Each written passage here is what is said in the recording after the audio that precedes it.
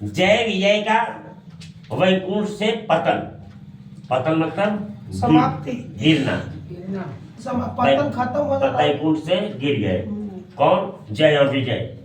श्री ब्रह्मा जी ने कहा, देवगण जब योग निष्ठ सनकादि मुनियों ने इस प्रकार स्तुति की, तब वैकुंठ निवासी श्री हरि ने उनकी प्रशंसा करते हुए यह कहा। श्री भगवान ने कहा, मुनिगण, ये जय विजय मेरे पार्षद है। इन्होंने मेरी कुछ भी परवाह न करके आपका बहुत बड़ा अपराध किया है। आप लोग भी मेरे अनुगत भक्त हैं, अतः इस प्रकार मेरी ही अवज्ञा करने के कारण आपने इन्हें जो दंड दिया है वह मुझे भी अभिमत है। ब्राह्मण मेरे परम आराध्य हैं। मेरे अनुचरों के द्वारा आप लोगों का जो तिरस्कार हुआ है उसे मैं अपना ही किया हुआ मानता हूँ, इसलिए मैं आप लोगों से प्रसन्नता की भिक्षा मांगता हूँ। सेवकों के अपराध करने पर संसार उनके स्वामी का ही नाम लेता है। यह अपयश उसकी कीर्ति को इस प्रकार दूषित कर देता है जैसे त्वचा को चर्म रोग। मेरी निर्मल सुयस सुधा में गोता लगाने से चंडाल पर्यंत सारा जगत तुरंत पवित्र हो जाता है, इसलिए मैं विकुंठ कहलाता हूँ। किंतु यह पवित्र कीर्ति मुझे आप लोगों से ही प्राप्त हुई है, इसलिए जो कोई आपके विरुद्ध आचरण करेगा वह मेरी भुजा ही क्यों न हो, मैं उसे तुरंत काट डालूंगा।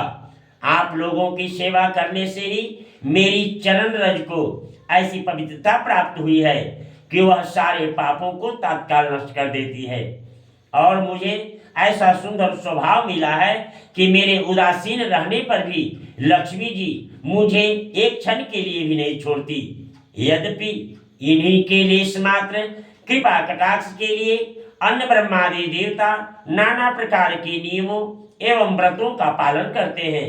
जो अपने संपूर्ण कर्म फल मुझे अर्पण कर सदा संतुष्ट रहते हैं, वे निष्काम ब्राह्मण ग्रास ग्रास पर तृप्त होते हुए घी से तर तर कर तरह तरह के पकवानों का जब भोजन करते हैं तब उनके मुख से जैसा तृप्त होता है, वैसा यज्ञ में अग्नि रूप मुख से यजमान की दी हुई आहुतियों को ग्रहण करके नहीं होता। योग माया का अखंड और असीम ऐश्वर्य मेरे अधीन है, तथा मेरी चरणोदक रूपिणी गंगा जी चंद्रमा को मस्तक पर धारण करने वाले भगवान शंकर के सहित समस्त लोगों को पवित्र करती है। ऐसा परम पवित्र एवं परमेश्वर होकर भी मैं उनकी पवित्र चरण रज को अपने मुकुट पर धारण करता हूँ। उन ब्राह्मणों के कर्म को कौन नहीं सहन करेगा। ब्राह्मण, दूध देने वाले गायें और अनाथ प्राणी ये मेरे ही शरीर हैं। पापों के द्वारा विवेक दृष्टि नष्ट हो जाने के कारण जो लोग इन्हें मुझसे भिन्न समझते हैं, उन्हें मेरे द्वारा नियुक्त यमराज के गिद्ध जैसे दूत, जो सर्प के समान क्रोधी है, अत्यंत क्रोधी होकर अपनी चोंचों से नोचते हैं। उसी गति बता रहे हैं, ऐसे आदमी को गिद्ध चोंचों से नोचते हैं। ब्राह्मण तिरस्कार पूर्वक कटु भाषण भी करें तो भी जो उसमें मेरी भावना करके प्रसन्न चित्त से तथा अमृत भरी मुस्कान से युक्त मुख कमल से उसका आदर करते हैं, तथा जैसे रूठे हुए पिता को पुत्र और आप लोगों को मैं मनाता हूँ, उसी प्रकार जो प्रेम पूर्वक वचनों से प्रार्थना करते हुए उन्हें शांत करते हैं, वे मुझे अपने वश में कर लेते हैं। जो ऐसी भक्ति करते हैं वो हमारे वश में कर लेते हैं।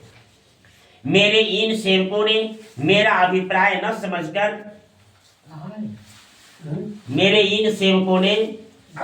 आप लोग ये सब बात मत कीजिए। सुना ना, आपको तो बिगड़े साथ में सबका बिगड़ेगा ना। बस मौन हो जाइए, गुम हो जाइए, बहरा हो जाइए, खाली यही सुनिए। मेरे इन सेवकों ने मेरा अभिप्राय न समझकर ही आप लोगों का अपमान किया है। किनकी बात कर रहे हैं? सनातन और संत कुमार जो आ रहे थे तो जय विजय रोक लिए थे, तो उनकी बात चल रही है कि वो आपका अपमान किया था। इसलिए मेरे अनुरोध से आप केवल इतनी कृपा कीजिए, भगवान कृपा कर रहे हैं जय विजय के लिए ये सनत कुमार जी से, कि इतनी कृपा कीजिए कि इनका यह निर्वासन काल शीघ्र ही समाप्त हो जाए, यानी जल्दी इसका खत्म हो जाए। वे अपने अपराध के अनुरूप अधम गति को भोग कर शीघ्र ही मेरे पास लौट आए, ऐसा कुछ कृपा कीजिए। श्री ब्रह्मा जी कहते हैं, देवताओं, सनकादि मुनि क्रोध रूप सर्प से डसे हुए थे, तो भी उनका चित्त अंतःकरण को प्रकाशित करने वाली भगवान की मंत्रमयी सुमधुर वाणी सुनते सुनते तृप्त नहीं हुआ। जब भक्ति में मन लगेगा, सत्संग जब अच्छा लगेगा तब तृप्त नहीं होंगे, फिर आपको 12 बजेगा तो भी नहीं पता चलेगा। ये नहीं मालूम, मन यहाँ रहता नहीं, इसके लिए मन भाग जाता है। यहाँ रहते हैं वो खोजी से खटिया तो फिर यहाँ रह कैसे। तो सुमधुर वाणी सुनते सुनते तृप्त नहीं हुआ। भगवान की युक्ति मतलब आइडिया, युक्ति बड़ी ही मनोहर है और थोड़े अक्षरों वाली है, किंतु वह इतनी अर्थपूर्ण, सारयुक्त, दुर्विज्ञ और गंभीर थी कि बहुत ध्यान देकर सुनने और विचार करने पर भी वे यह न जान सके कि भगवान क्या करना चाहते हैं। इतनी सूक्ष्म चीज ज्ञान की बात है और आसानी से पकड़ा जाएगा, तो कम से कम कोशिश तो कीजिए कि कृपा कीजिए भगवान। 1% धरा। भगवान की इस अद्भुत उदारता को देखकर वे बहुत आनंदित हुए और उनका अंग अंग पुलकित हो गया। मेरे योग माया के प्रभाव से अपने परम ऐश्वर्य का प्रभाव प्रकट करने वाले प्रभु से वे हाथ जोड़कर कहने लगे। कौन? मुनियों ने, सनत सनंदन, सनत कुमार, ये सब ने कहा कि स्वयं प्रकाश भगवान, आप सर्वेश्वर होकर भी जो यह कह रहे हैं कि यह आपने मुझ पर बड़ा अनुग्रह किया, सो इससे आपका क्या अभिप्राय है? इससे आप क्या आपका मतलब क्या है? ऐसा क्यों बोल रहे हैं? यह हम नहीं जान सके। प्रभु, आप ब्राह्मणों के परम हितकारी हैं। इससे लोक शिक्षा के लिए आप भले ही ऐसा माने कि ब्राह्मण मेरे आराध्य देव हैं।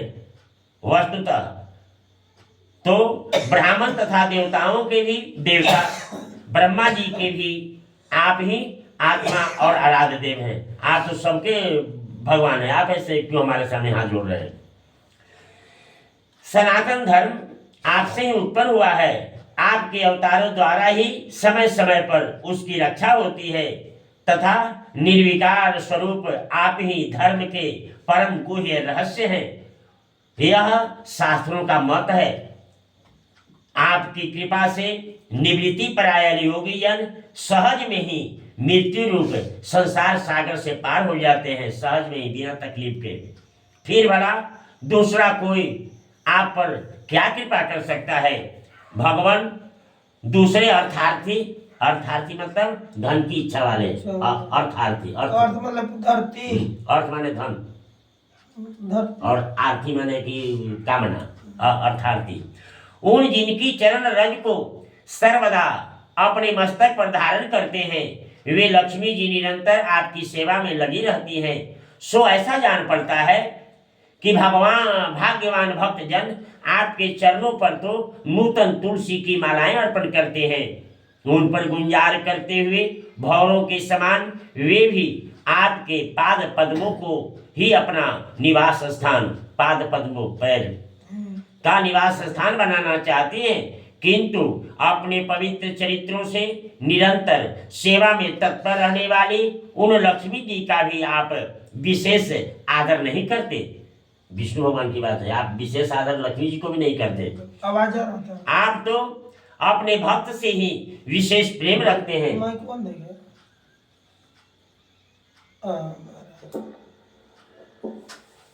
आप स्वयं ही संपूर्ण भजनीय गुणों के आश्रय हैं। क्या जहां तहां विचरते हुए ब्राह्मणों के चरणों में लगने से पवित्र हुई मार्ग की धूलि और श्रीवत्स का चिन्ह आपको पवित्र कर सकते हैं? क्या इनसे आपकी शोभा बढ़ सकती है? भगवान, आप साक्षात धर्म स्वरूप हैं। आप सत्य आदि तीनों युगों में प्रत्यक्ष रूप से विद्यमान रहते हैं तथा ब्राह्मण और देवताओं के लिए तप, शौच, दया अपने इन तीनों चरणों से इस चराचर जगत की रक्षा करते हैं। अब आप अपनी शुद्ध सत्यमय वरदायिनी मूर्ति से हमारे धर्म विरोधी रजोगुण तमोगुण को दूर कर दीजिए। देव, यह ब्राह्मण कुल आपके द्वारा अवश्य रक्षणीय है। रक्षणीय मतलब रक्षा में है। यदि साक्षात धर्म रूप होकर भी आप सुमधुर वाणी और पूजन आदि के द्वारा इस उत्तम कुल की रक्षा न करें तो आपका निश्चित किया हुआ कल्याण मार्ग भी नष्ट हो जाए। क्योंकि लोक तो श्रेष्ठ पुरुषों के आचरण को ही प्रमाण रूप से ग्रहण करता है। लोक तो श्रेष्ठ पुरुषों के आचरण को ही प्रमाण रूप से ग्रहण करता है।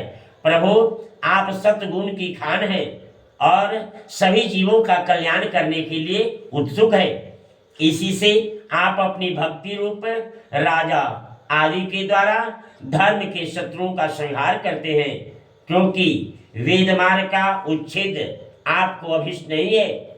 आप त्रिलोकीनाथ और जगत प्रतिपालक होकर भी ब्राह्मणों के प्रति इतने नम्र रहते हैं। इससे आपके तेज की कोई हानि नहीं होती। यह तो आपकी लीला मात्र है।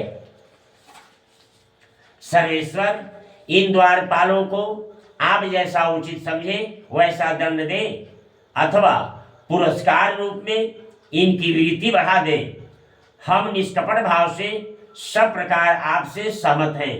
अथवा हमने आपके इन निरपराध अनुचरों को शाप दिया है, इसके लिए हम ही को उचित दंड दें। अब सनत कुमार बोल रहे हैं भगवान से कि हमको ही दंड दीजिए, हमसे गलती है।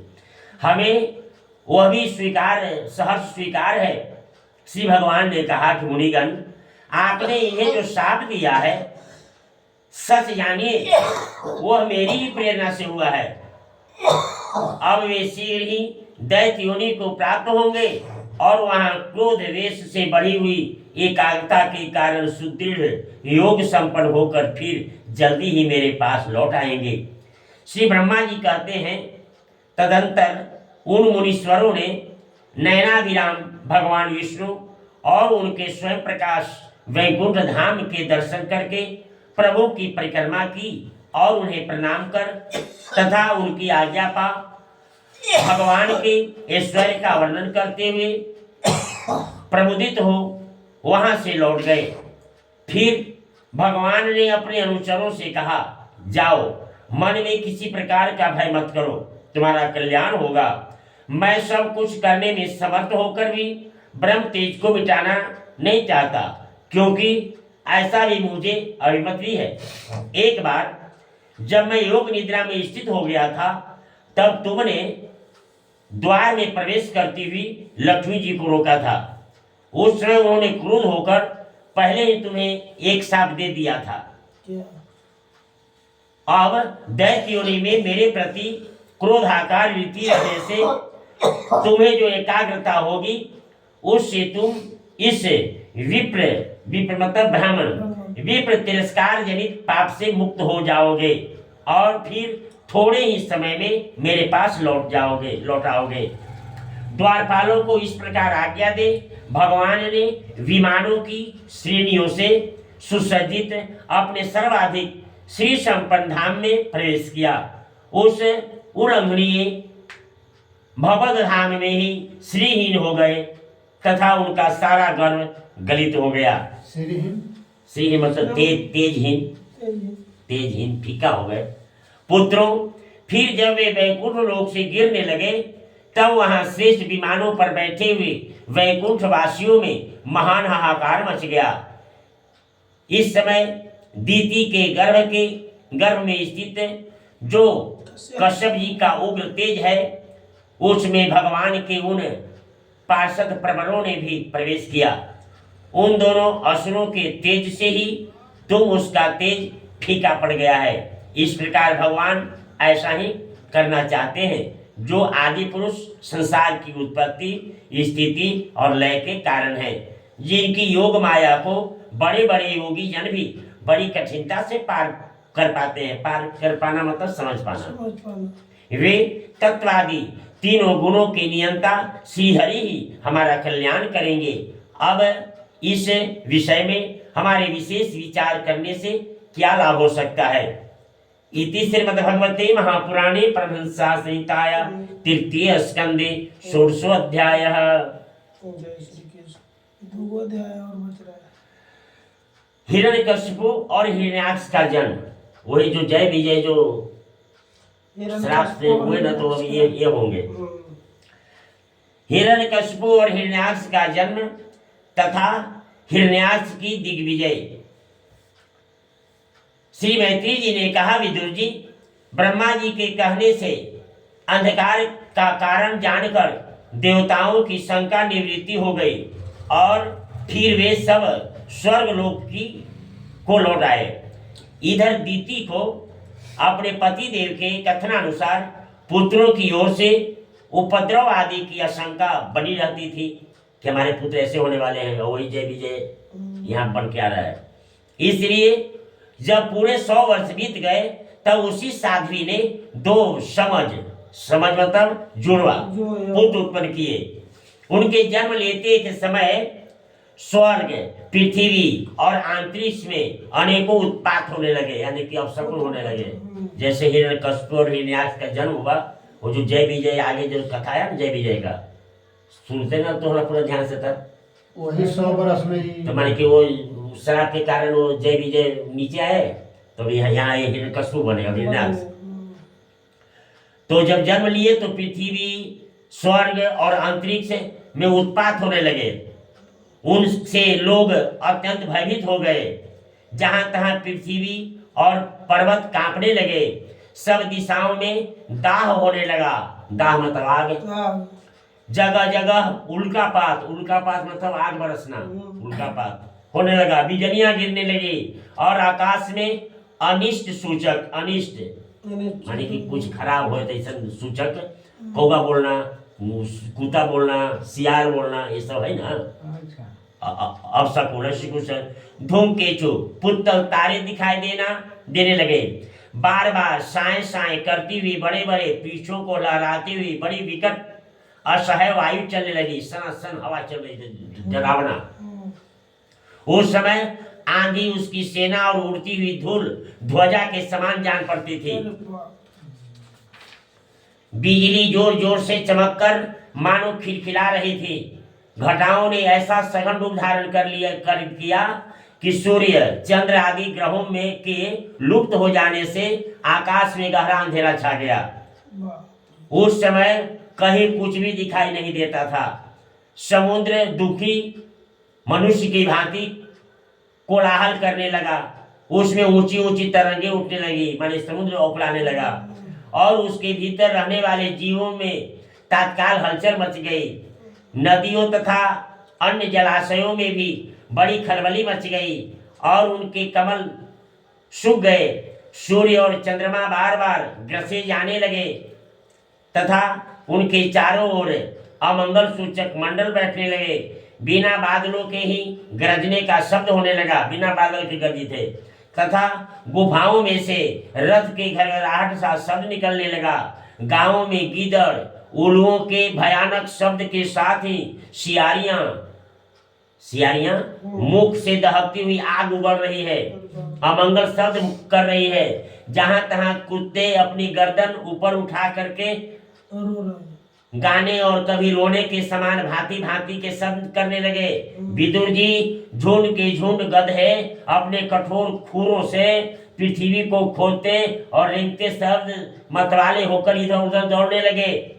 पक्षी गधों के शब्द से डर कर रोते चिल्लाते अपने घोंसलों से उड़ने लगे। ये पक्षी अपनी खिड़कों में बंधे हुए वन में चरते हुए गाय बैल आदि पशु डर के मारे मलमूत्र त्यागने लगे। गाय भैंस सब हगने मुझे लगल डरे। गौएं ऐसी डर गई कि दूहने पर उनके थन से दूध नहीं निकले, खून निकले। बादल पीप की वर्षा करने लगे। देव मूर्तियों के आंखों से आंसू बहने लगे और आंधी के बिना ही वृक्ष उखड़ उखड़ कर गिरने लगे। ऐसा विपत्ति हिरण्याक्ष शनि, राहु और क्रूर ग्रह प्रबल होकर चंद्र बृहस्पति आदि सौम्य ग्रहों तथा बहुत से नक्षत्रों को लांघकर वक्र गति से चलने लगे तथा आपस में युद्ध करने लगे। ऐसे ही और भी अनेकों भयंकर उत्पात देकर सर्क आदि से के सिवा और सब जीव भयभीत हो गए तथा उन उत्पातों का मरण न जानने के कारण उन्होंने यही समझा कि अब संसार का प्रलय होने वाला है। अब किस कारण से कोई को पता नहीं था, तो लगा ये प्रलय होगा, ये तो उसको जन्म लेने से ऐसा होगा। वे दोनों आदि दैत्य जन्म के अनंतर शीघ्र ही अपने फौलाद के समान कठोर शरीरों से बढ़कर महान पर्वतों के सदृश हो गया, बहुत बड़ा हो गया राक्षस, तथा उनका पूर्व पराक्रम भी प्रकट हो गया। वे इतने ऊंचे थे कि उनके स्वर्णमय मुकुटों का अग्रभाग स्वर्ग को स्पर्श करता था, इतना ऊंचा स्वर्ग को स्पर्श करता था, और उनके विशाल शरीरों से सारी दिशाएं आच्छादित हो जाती थी। उनकी भुजाओं में सोने के बाजूबंद चमक रहे थे, चमचमा रहे थे। पृथ्वी पर जो वे एक एक कदम रखते थे उससे भूकंप होने लगता था, और जब वे खड़े होते थे तब उनकी जगमगाती हुई चमकीली करधनी से सुशोभित कमर अपने प्रकाश से सूर्य को भी मात करती थी, यानी सूर्य को भी फीका करती थी। ऐसे वे दोनों यमज थे, यमज मतलब जुड़वा थे। प्रजापति कश्यप जी ने उनका नामकरण किया। कश्यप जी ने उनमें से जो उनके वीर्य से दीदी के गर्भ में पहले स्थापित हुआ था उसका नाम हिरण्यकशिपु रखा, और जो दीदी के उदर से पहले निकला वह हिरण्याक्ष के नाम से विख्यात हुआ। हिरण्यकशिपु ब्रह्मा जी के वर से मृत्यु भय से मुक्त हो जाने के कारण बड़ा उद्धत हो गया था। उद्धत मतलब उत्पाती, ब्रह्मा जी के वरदान से उसने अपनी भुजाओं के बल से लोकपालों के सहित तीनों लोकों को अपने वश में कर लिया। वह अपने छोटे भाई हिरण्याक्ष को बहुत चाहता था और वह भी सदा अपने बड़े भाई का प्रिय कार्य करता रहता था। एक दिन वह हिरण्याक्ष हाथ में गदा लिए युद्ध का अवसर ढूंढता हुआ स्वर्ग लोक में जा पहुंचा। धागा को जय बस काम कर रहे। उसका वेग बड़ा असह्य था। उसके पैरों में सोने के नूपुरों की झनकार हो रही थी, गले में विजय सूचक माला धारण की हुई थी और कंधे पर विशाल गदा रखी हुई थी। उसके मनोबल, शारीरिक बल और ब्रह्मा जी के वर ने उसे मतवाला कर रखा था, इसलिए वह सर्वथा निरंकुश, निरंकुश मतलब अंकुश में नहीं है, अंकुश में मतलब कि हाथ में निरंकुश और निर्भय हो रहा था। उसे देखकर देवता लोग डर के मारे वैसे ही जहां तहां छिप गए, जैसे गरुड़ के डर से सांप छिप जाते हैं। जब दैत्यराज हिरण्याक्ष ने देखा कि मेरे तेज के सामने बड़े बड़े गर्वीले इंद्र आदि देवता भी छिप गए हैं, तब उन्हें अपने सामने न देखकर वह बार बार भयंकर गर्जना करने लगा। डर जाने के बाद में कोई भी गरजे लगा है, हाँ तो कोई सामने आ जाए तो थोड़ा ढीला पड़ा है, और इंद्र तक तो लुका के लोग तो देखो कि बड़का हम शेर हो गए। फिर वह महाबली दैत्य वहां से लौटकर जल क्रीड़ा करने के लिए मतवाले हाथी के समान गहरे समुद्र में घुस गया। उसमें लहरों की बड़ी गर्जना हो रही थी। जो ही उसने समुद्र में पैर रखा कि डर के मारे वरुण के सैनिक जलचर जीव हकबका गए, और किसी प्रकार भी छेड़छाड़ न करने पर भी वे उसकी धाक से घबराकर बहुत दूर भाग गए। महाबली हिरण्याक्ष अनेक वर्षों तक समुद्र में ही घूमता और सामने किसी प्रतिपक्षी को न पाकर बार बार वायु वेग से उठी हुई उसकी प्रचंड तरंगों पर ही अपनी लोहमय गदा को आजमाता रहा। इस प्रकार घूमते घूमते वह वरुण की राजधानी विभावरीपुरी में जा पहुंचा। वहां पाताल लोक के स्वामी जलचरों के अधिपति वरुण जी को देखकर उसने उनकी हंसी उड़ाते हुए नीच मनुष्य की भांति प्रणाम किया और कुछ मुस्कुराते हुए व्यंग से मतलब मजाक से, मजाक से महाराज मुझे युद्ध की भिक्षा दीजिए। प्रभु आप तो लोकपालक राजा और बड़े कीर्तिशाली हैं। जो लोग अपने को बांका वीर समझते थे उनके वीर मद को भी आप पूर्ण कर चुके हैं। और पहले एक बार आपने संसार के समस्त दैत्य दानवों को जीतकर राजसी यज्ञ भी किया था। उस मदोन्मत्त शत्रु के इस प्रकार बहुत उपहास करने से भगवान वरुण को क्रोध तो बहुत आया, किंतु अपने बुद्धि बल से वे उसे पी गए और बदले में उससे कहने लगे कि भाई हमें तो अब युद्ध आदि का कोई चाव नहीं रह गया है। भगवान पुराण पुरुष के सिवा हमें और कोई ऐसा दिखता भी नहीं जो तुम्हें ऐसा रणकुशल वीरों को युद्ध में संतुष्ट कर सके, यानी कि तुमको भगवान के सिवा तो कोई संतुष्ट नहीं करेंगे। दैत्यराज तुम उन्हीं के पास जाओ, वे ही तुम्हारी कामना पूरी करेंगे। तुम जैसे वीर उन्हीं का गुणगान किया करते हैं, वे बड़े वीर हैं। उनके पास पहुंचते ही तुम्हारी सारी सेखी मैंने सोखी पूरी हो जाएगी और तुम कुत्तों से घिरकर वीर सया पर शयन करोगे। वे तुम जैसे दुष्टों को मारने और सत्पुरुषों पर कृपा करने के लिए अनेक प्रकार से रूप धारण किया करते हैं।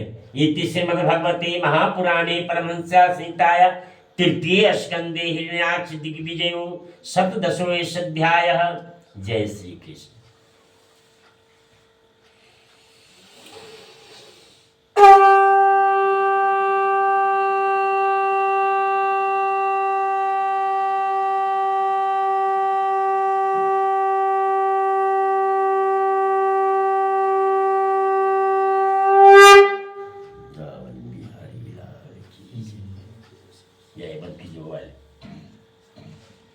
पूरा मन लगे इतना होगा।